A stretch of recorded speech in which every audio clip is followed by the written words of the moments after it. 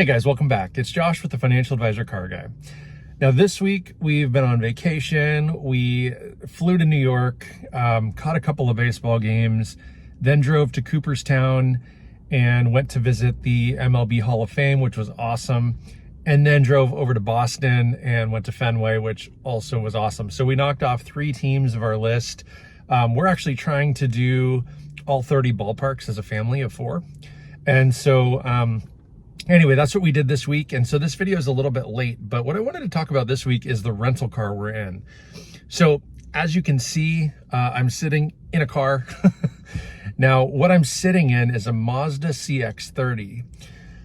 So the reason I want to talk about it with you guys is I'm not a huge Mazda fan. I don't know everything there is to know about Mazda, but what I do know is that they actually build a pretty nice looking car. I would tell you that the red color they use is kind of a ruby-ish colored red. It's literally my wife's favorite color red on any car.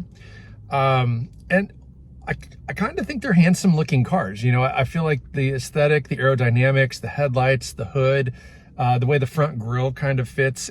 I honestly think they do a really nice job. They're really good looking cars. But I'm failing to understand the difference between several of the models. And so basically what I wanted to do is talk to you guys a little bit about the car that we're in. I'm going to tell you about some pros and cons, and then kind of walk you around and let you know kind of my thoughts on the exterior. Now, if you own one of these cars, I'm going to apologize up front. I didn't like it. I don't like it. I don't think it's a great car. Literally, the only thing that it had going for it was the gas mileage. The fuel economy is quite good. It has a small tank, only 13 gallons. We drove something like 550, maybe 600 miles, and I put $60 of fuel in it.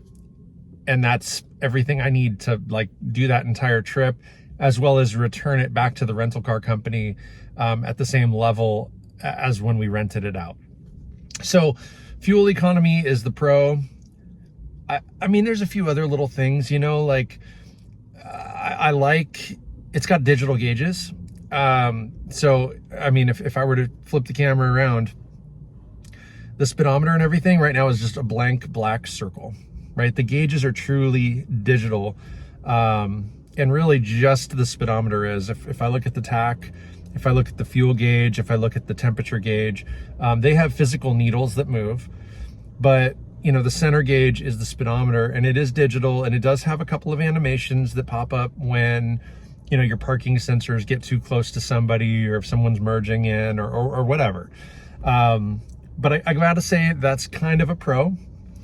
Everything else is, I'll say meh.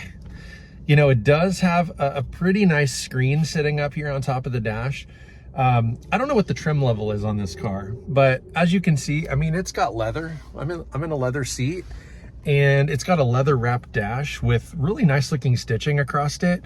They're very basic seats. Like they're just leather. But nothing super fancy, very, very generic patterned. I'll turn around so you can see, but here's the stitching on the dash. It's pretty nice. This all feels good material. It's really quite nice. Here's the screen. Now it looks like it would actually be a pretty good size. It is not as big as what it looks like. And maybe you guys can see, there's kind of a glare. Maybe you can see what the actual screen looks like, but I digress. It has Apple CarPlay, which is also kind of a nice feature, but it's not wireless. I have to plug it in down here in the center console. So again, another pro/con. Wireless CarPlay would be better. Now, I didn't spend a lot of time figuring out the electronics of this car, so maybe there's a Bluetooth connection. I don't know. Maybe if you know, let me know in the comments, because I'd be curious to find out. I actually see this car everywhere. There's one directly in front of me right now. There's one about 4 spots over.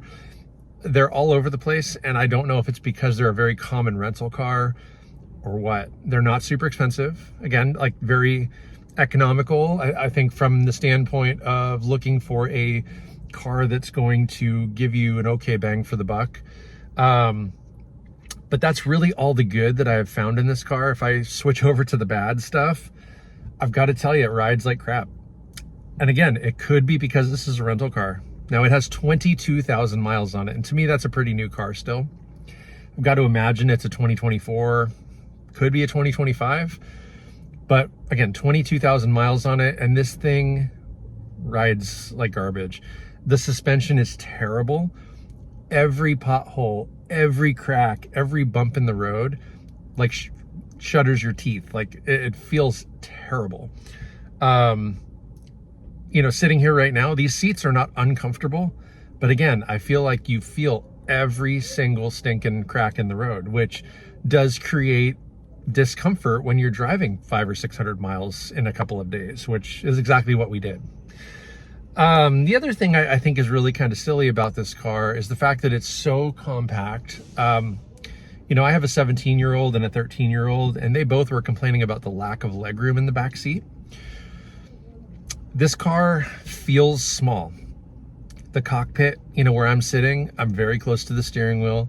You know, I mean, here, I'll turn this a little bit so you can see, like, my wife doesn't have a lot of legroom down here. That's like, my hand is touching the seat and the dash at the same time, right? Like, that's not a ton of room. And it's just, all in all, it's very compact. Now, it does have a reasonable sized trunk.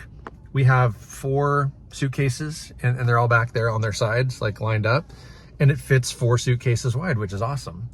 We also have a couple of backpacks, or we each have a backpack. So I suppose it's 4 carry-on size suitcases and 4 backpacks. And like my daughter's backpack is right here on the seat. My wife, mine, and my son's are all in the back, laying flat on top of the suitcases, and that's fine. All in all, I mean, again, I feel like they put more effort and attention to the cargo space. So if this was your grocery getter, you're going to fit quite a bit of bags back there, and that's not going to be a problem. But the moment that you want to, you know, again, have passengers in the back seat and drive someplace, uncomfortable and not roomy at all. So that was kind of a frustrating pain point for us these last few days. What else? I mean, kind of looking around, I would say from the standpoint of just driving the car, you know, Mazda, their whole like zoom slogan, right? That would imply that their cars are fun to drive, they're fast, they're zippy, all those things. And they really aren't. I feel like, you know, from the standpoint of acceleration, this car was really slow to accelerate. And merging and changing lanes and doing all these things in traffic were really hard, because I'm trying to drive the speed limit and merge into the highway, or again, changing lanes. It's just really gutless. And so I would give it some gas and the RPMs would shoot up and it would try to accelerate, but it just didn't do it very quickly. Now we're also in an all-wheel drive version, so I don't know that would really change much, but that was one of another pain point, was just the slower overall acceleration. The other thing that's really confusing to me, and this is not this car specific, but it is a Mazda specific thing, is driving down the road. I'm in a CX-30. Now, it looks very similar to a CX-5. It also looks very similar to a Mazda 3. Now, the Mazda 3 is a little bit smaller. It's a little bit more close to the ground. It's a car, right? This is supposed to be some sort of crossover. And then my understanding is the CX-5 is supposed to be an SUV, but I think it's still kind of a crossover too. And I'm not really sure if there's variances in the years. Maybe the CX-5 replaced the CX-30 or vice versa. I'm not exactly sure. I'm not really an expert when it comes to Mazda. I don't know all the model lineups. I know there's like the CX-5, CX-7, CX-9. I don't know what the other lineup is for the CX-30, but I do have to say that there's so many similarities. They just don't look different enough to me to, again, like make a statement. Seeing one drive down the road, I can't tell if it's a CX-5 or a CX-30. I thought I was in a CX-5. When I pulled up to the gas station for the first time, there was literally a CX-5 next to me, and I was like, that's kind of weird. This one sits a little bit lower. And then I happened to notice on the tailgate that this one says CX-30. So, but they're both all-wheel drive. They're both similar in length. This one just sits a little bit lower. And again, I'm not really sure if that's an issue, a Mazda thing, or what the deal is. So other than that, guys, there's not a lot to report. Again, I don't think that this is something I would ever buy. I don't think this is something that I would ever want to own. If you own one, like I said, I apologize. I'm sure they're great cars, but my experience was not so much. And again, it could be because it was an abused rental car. I don't know. So anyway, that's all I got for you guys. I'm gonna walk around the exterior of the car just to kind of show you.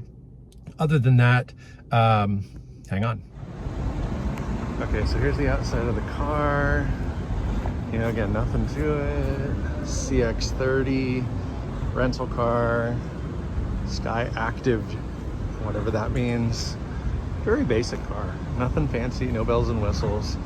That is the extent of it.